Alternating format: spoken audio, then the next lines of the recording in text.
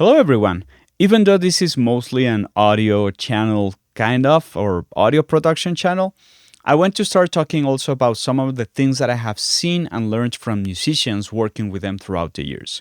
One of them is some of the different strategies that they have when they are starting to make music. This is a really short list on different ways that you might want to switch up the way you're making music. If you're feeling like you're running in a circle and chasing your own tail, if that's even a phrase. But yeah, straight from Mexico City, my name is Francis, and today we have no music example. Let's talk about this. Okay, so one of the things that you might want to try is that if you want to start with the concept or the lyrics, you might just go into internet. Remember that not only social media is the internet. Go into Google, DuckDuckGo, or any search engine that you might use, and go into some random word generator, click it a couple of times, and try to find something that clicks, something that stimulates you, and try to start composing around that idea. How many ways can you support the idea of something like a pony, right? Or maybe try to match first three words, something like that, and think of adjectives, for example, and do something like that. And then find a way to match these things together and to make them a sonic idea, whether picking the chords around that feeling, whether choosing a song structure that fits that feeling, or building an arch, a sonic arch within the music that goes into a better thing. A light might be some top of the notch instruments, and grubby. You might find ways to think about it. But this is one of the ways that musicians also try to start making music.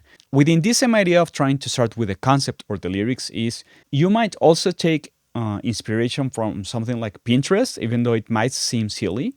You might look for a palette of colors where you might want to look for images that are all within an autumn palette and start looking around that and looking for images, building a small collage that drives you into a certain idea, and that it should always bring that image into you.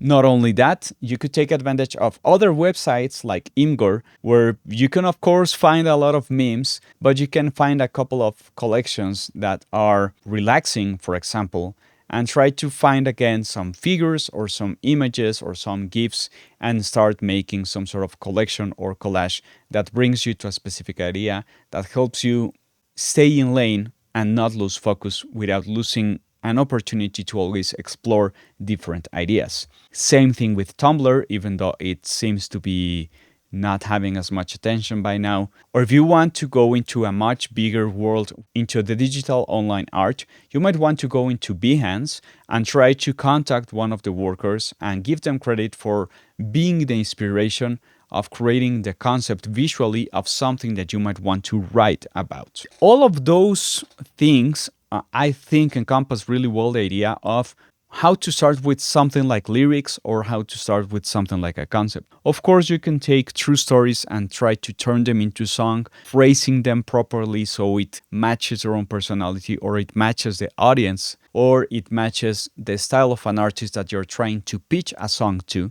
But the idea is you might start with something like lyrics or a concept. Number two is to try and start with something like melody first. This is strange. I'm not the kind of person that just goes around in the street and suddenly a melody comes from the top of my head and I just have to record it and then I start voicing and building chords around it. That's not my way of thinking, but I know many people that do it that way.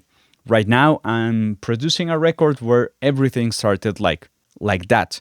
The artist sent me 3 or 4 voice notes. I had to build chords for them. And from there, we started building the lyrics and then the structure, even though more or less the idea of what you wanted to talk about was kind of clear. But I only received a couple of melody notes that could be or not in key. From there, I had to figure out what was the best key for that melody idea, how to polish it a little bit, and how to build some sort of harmonic turnaround. The fun thing about that is that you're not compromised with the lyrics, but you have to make the lyrics fit within a certain amount of rhythm because it's something that you're whistling. Because something could be like,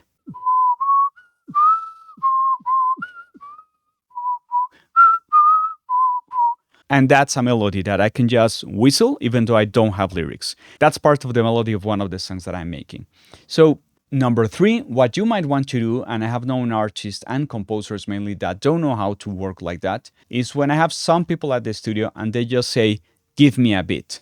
Some people go into YouTube and find some sort of Drake style kind of beat or any kind of artist kind of beat. But sometimes you're in this side of the desk and you have to really fast make some sort of instrumental so that the composer, the singer, or the rapper, or whoever else is in the room can start working with that. That's why I have made so many videos on how to work faster using track templates, loading a couple of fast drums so you have instant grooves, so you have instant harmonic progressions, even if that's not something of a priority and you're just trying to set the mood. Then you can start arranging the beat.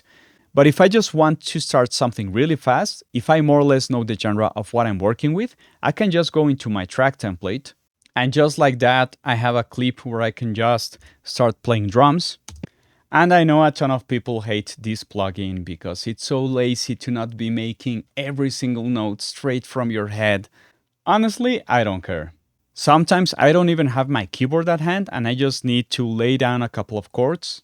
And here I already have two patterns for a section A and a section B, and I can just drag them in, and again, I can arrange later the voicings and the chord melodies and whatever else I'm making. From this, I can take advantage of something like the regions in Reaper, and I can fix more or less the harmonic rhythm of this.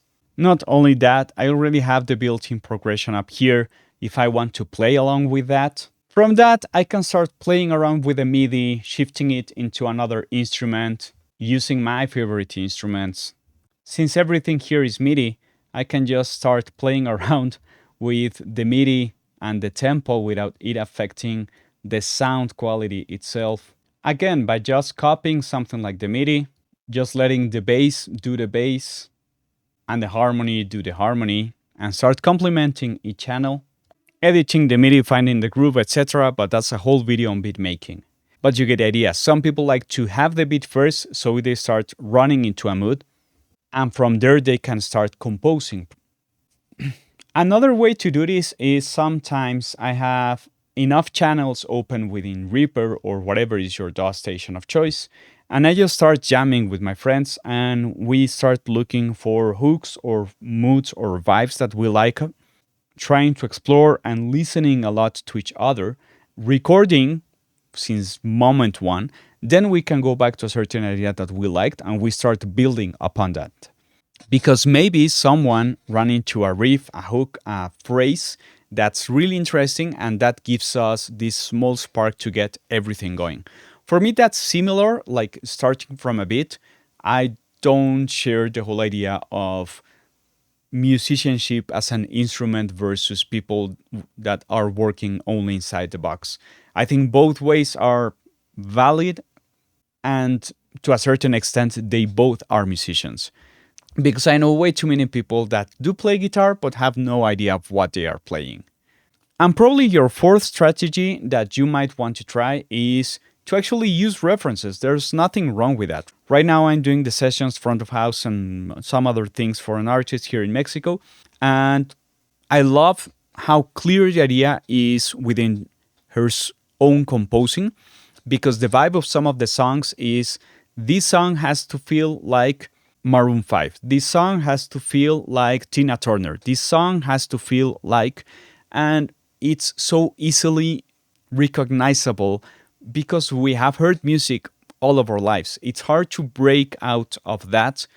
So don't feel guilty at all just because you're taking ideas from something that has been done before. Just as those videos that say, are people really making new music and they are comparing everything that has been done with songs from the 70s or the 80s? We're doing it in different ways because music itself has been explored for a while now.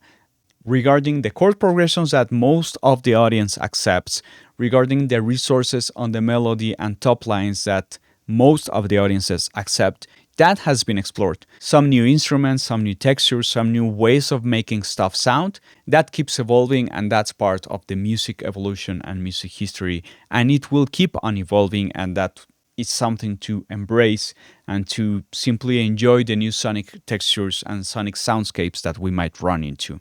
Honestly, there's nothing much more than that in this video.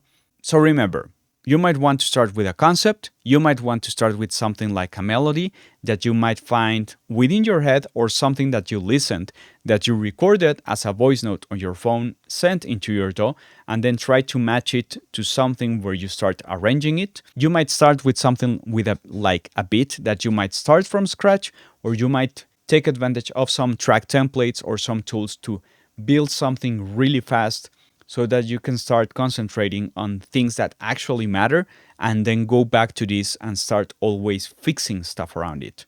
Because you will run into new places, and that's interesting. Or you might reference a specific artist that you really like and just go along with it. It's a way of paying some respect to everyone that has preceded us, because they did the music that we like, and it's fine. You want to learn a ton of other things in my channel, you can run into some really in-depth videos. I will leave a couple in the description if you want to check them out. I mostly talk about audio production workflow and some deeper tutorials on specific plugins and some specific situations within the production process. If you like this kind of videos, be sure to comment, like, subscribe, hit that notification bell, and do all of those things that people on YouTube say. Straight from Mexico City, my name is Juanchis, and thanks for listening.